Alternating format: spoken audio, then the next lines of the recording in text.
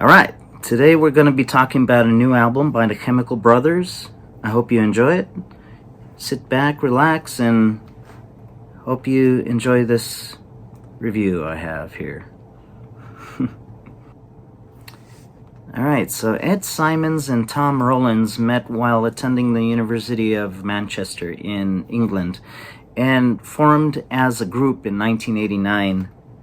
Formerly known as the Dust Brothers, but ultimately changing their name to the Chemical Brothers because of another group from New York with the same name who are famous for working with the Beastie Boys, among other acts. I've been aware of the Chemical Brothers since their debut album in '95, although I never got into them apart from a few singles, mainly from their 1997 album, Dig Your Own Hole.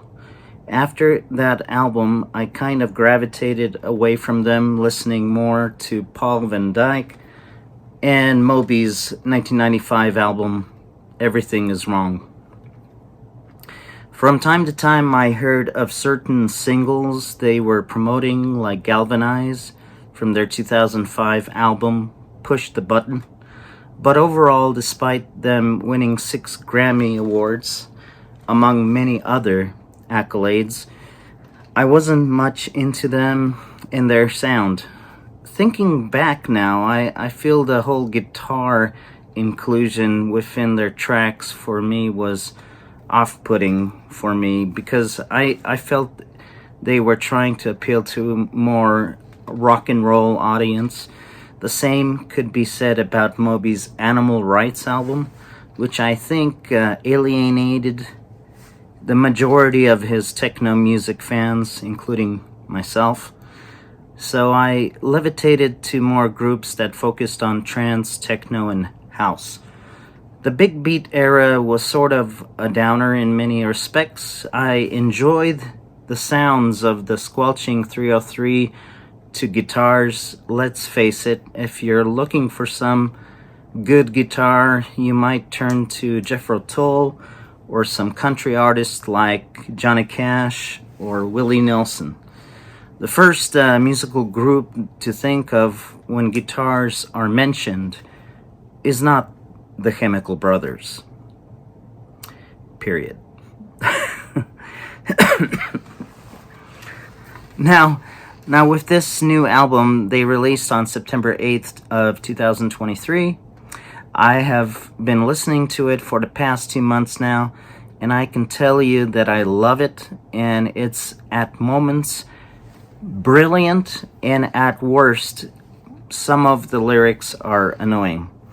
The instrumentation, though, is spot on, and I see how this album was nominated for a Grammy for Best Electronic Dance Album for the 66th Annual Grammy Awards.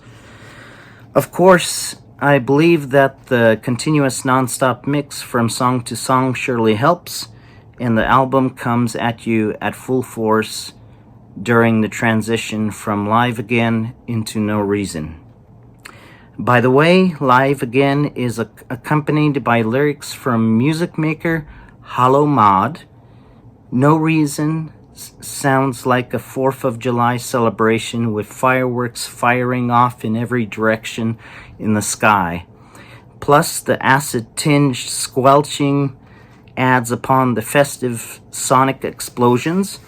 I truly love No Reason. It is experimental and has a great energetic feel to it. The song is seamlessly the song itself seamlessly comes into Goodbye, is reminiscent of a Moby song from his 1999 Play album. I don't know, but it surely sounds like one of those gospel-inspired lyrics that Moby used throughout his entire Play recordings. What do you think? Goodbye is gospel-tinged for sure, I think. The song sounds great, and then like breaks put on the breakbeat sort of has an heart attack of sorts in it, and it slows down 90% and keeps going. But it's different in that the pacing is messed with too much. In the end, the song is okay, but I think it could have been better if they didn't mess with the beats per minute so much. And with that, the continuation or non-stop progression is interrupted, and the next song begins with Fountains, which as a standalone track is actually pretty good, and the lyrics are okay too, but it ain't nothing compared to No Reason, or not as great as the first songs on the album. On Magic Wand, I dig the breakbeat and the bass that comes with it.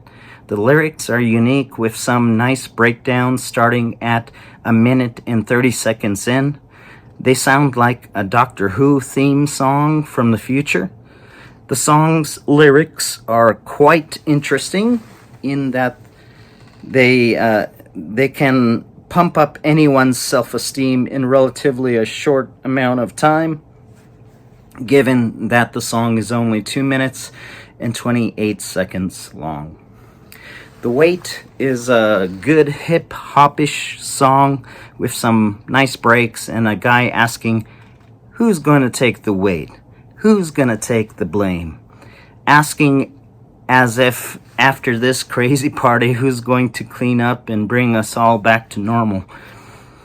Beck is featured on the next song, skipping like a stone, singing I Wanna Go Where No One Goes, adding dancing in the center of love. With the last minute of the song, some massive electronic beats slay anyone capable of dancing along with them. The Darkness That You Fear is probably one of the best standalone songs on the album. The amount of intricate and intense drum breaks, acoustic guitar, arrangements, and well-placed singing lyrics and sound effects are by far the most impressive. Feels Like I'm Dreaming starts with a rather annoying lyric being repeated too often for comfort. The only saving grace on this song might be the drumming, loops, and synth progression. And I did say that in quotations, might. The lyrics are really boring at best and annoying as hell at worst. I get it, I do, but it's overkill on the I feel like I'm dreaming part. For that beautiful feeling ends, the album with Hollow Maud once again providing her angelic voice, and as if night turned into day, the music becomes ethereal and calming throughout. But once again, too many repeats on the beautiful feeling lyric. Hollow Maud does a great job singing it, but it's repeated too many times for it to be considered a beautiful feeling. All in all, the album plays out to be a winner at the end of the day. Some lyrics and some breaks might not be as great as they seem, but overall, some amazing tracks round out the album to be at most a good album. The rating this album from 1 to 10, I think, deserves 8.7 out of 10. The beginning of the album is very strong, and the end are good. The middle of the album is a little weak, but songs like No Reason, Live Again are very strong, as well as the end, The Darkness That You Fear, and Skipping Like a Stone. And for that beautiful feeling, keep the album afloat and anchor it to come out a decent album. Of course, these are my opinions. Let me know how you feel about their latest album. Is it good? Is it bad? I'd love to hear what your thoughts are. Please like the video and subscribe to my channel for future content coming soon. Appreciate you all. Have a great week. I'll see you in the next review. Bye-bye. So there's the review, and I hope you did enjoy it. Please subscribe. Like I said, comment on the review, on albums that you'd like me to review next. I am going to be reviewing another freestyle album. This time Shannon's debut from 1983. That'll be the next review that I'm working on right now, writing. Please give a like if you enjoyed this review, and subscribe to my channel, because it really does help me know that people enjoy these reviews, and I enjoy giving them and telling you what I think. So I'll see you next time on the next review.